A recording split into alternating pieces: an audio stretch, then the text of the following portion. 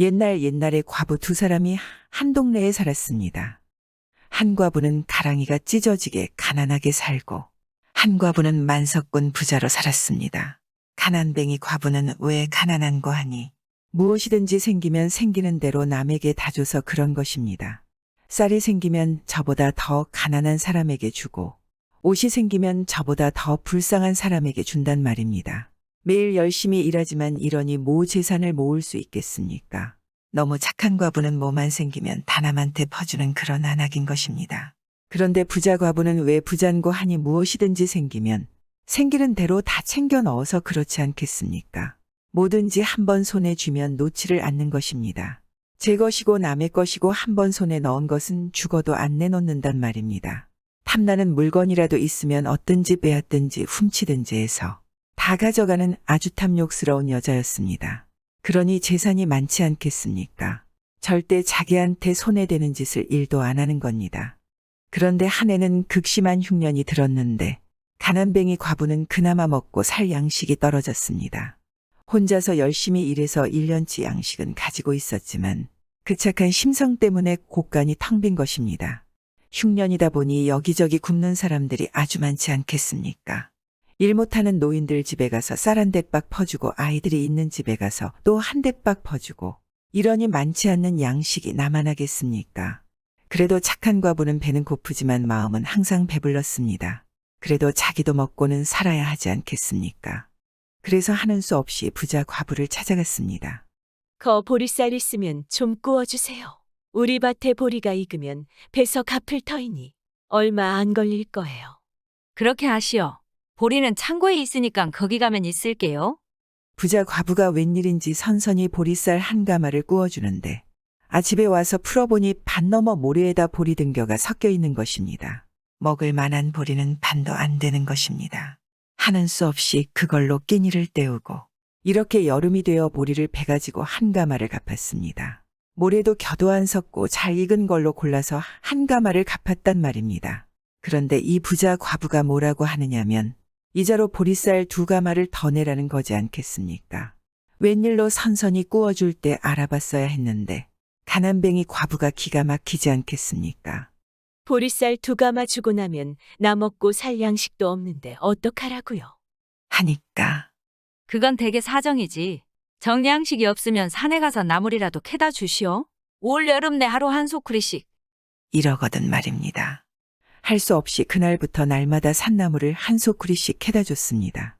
그렇게 사는데 하루는 나물을 캐다 주고 집에 오니까 웬 허름한 머슴이 와서 하룻밤 재워달라는 것입니다.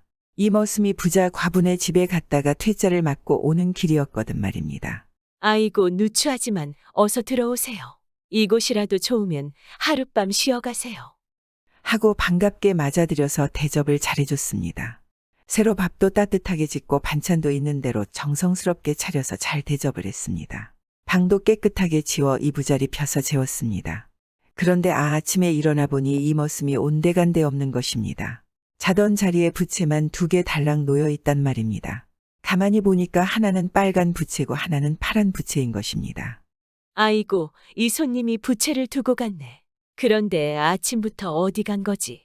부채를 들고 밖에 나가보니 흔적도 없는 것입니다. 다음에 찾으러 오면 줘야지 하고 그날 그 부채를 들고 산나물을 캐러 갔습니다. 가다가 날씨가 더워서 빨간 부채를 펴서 설렁설렁 부채질을 했습니다. 한참 부채질을 하다 보니 코가 이상한 것입니다. 만져보니 코가 이만큼 길어진 것입니다. 아이쿠 내 코가 왜 이러는 거지? 벌레라도 쏘였나? 아무리 쓰다듬고 만져봐도 이건 코끼리 코인 것입니다.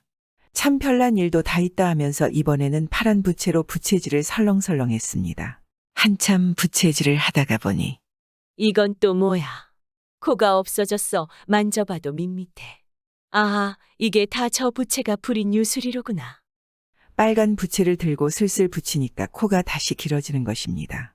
파란 부채로 붙이면 또 짧아지고 그거 참 신기한 부채지 않겠습니까? 그날 그 부채를 들고 나무를 한 소쿠리 캐다가 부자 과부네 집에 갖다 주러 가니까 이 과부가 부채를 보더니 탐이 나는지 꼬치꼬치 캐묻는 것입니다. 욕심이 드럭드럭한 과부 아니겠습니까? 아, 그건 또 어디서 났소? 참 비싸 보이는데. 그래서 이러이러해서 얻었는데 이웃을 부채라고 가르쳐 줬습니다. 욕심쟁이 과부가 빨간 부채를 빼앗아 슬슬 붙이니까 정말로 자기 코가 막 길어지거든 말입니다. 파란 부채로 붙이니까 짧아지고. 욕심쟁이 과부가 이걸 보고 가만히 있을 리 있겠습니까? 저 달라고 떼를 쓰는 것입니다. 아이고, 그건 안 됩니다. 이건 내 것이 아니라 손님이 두고 간 거라서 찾으러 오면 돌려줘야 합니다. 그래도 부자 과부는 막무가내인 것입니다.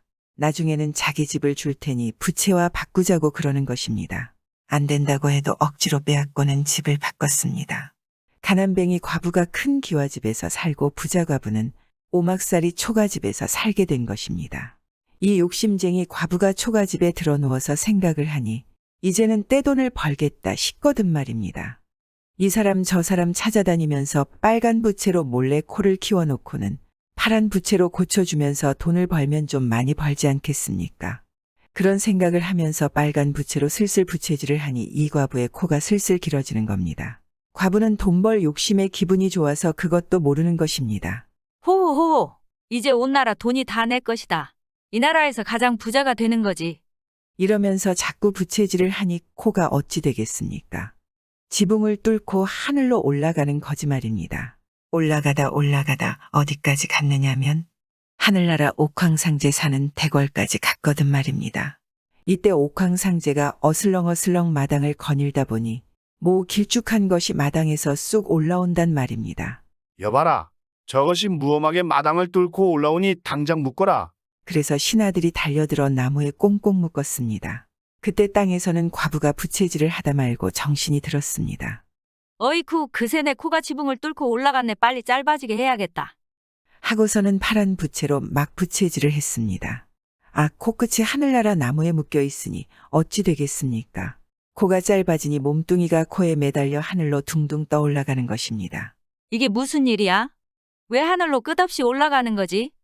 그때 하늘에서는 옥황상제가 묶어놓은 코를 지긋이 보더니 점잖게 명하기를 이제 그만하면 됐으니 풀어주어라. 아무리 내 집에 소란을 피웠다지만 이것도 하나의 생명인데 이제 네 갈 길을 가라. 다음부터는 이곳에 오지 마라. 했습니다. 신하들이 달려들어 묶은 끈을 풀었습니다. 그럼 어떻게 되겠습니까? 날개도 없는 욕심쟁이 과부는 염라대왕을 만나러 가야 하지 않을까요? 그 이후로 욕심쟁이 과부를 본 사람은 아무도 없었고 착한 과부는 욕심쟁이가 준 기와집을 팔아서 흉년에 많은 사람들을 구제했다는 이야기입니다. 요즘에 힘들고 어려운 사람들이 많습니다. 이 착한 과부처럼 막 퍼주지는 못해도 사소하게나마 어려운 이웃들을 돌볼 수 있습니다. 아주 간단하게 어려운 이웃에 관심만 가져도 선행이 되지 않을까요? 구독은 공짜입니다.